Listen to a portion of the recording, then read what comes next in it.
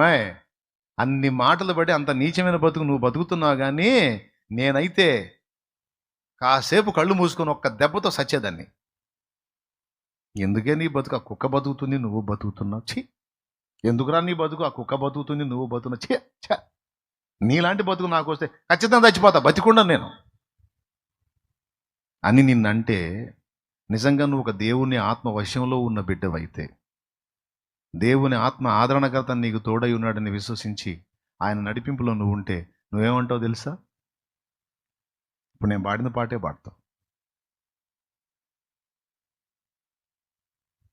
నేను పాడిన పాటే పాడతా.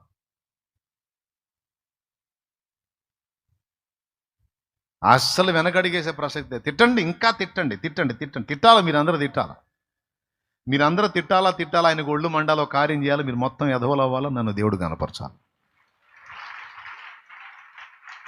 నవ్వినోళ్ళంత నీ ముందు తలను వంచేను ఇక ముందు, నవ్వినోళ్ళంత నీ ముందు తలను వంచేరు ఇక ముందు, ఉందిలే దీవెనా ఎందుక వేదన, పొందిన యాతన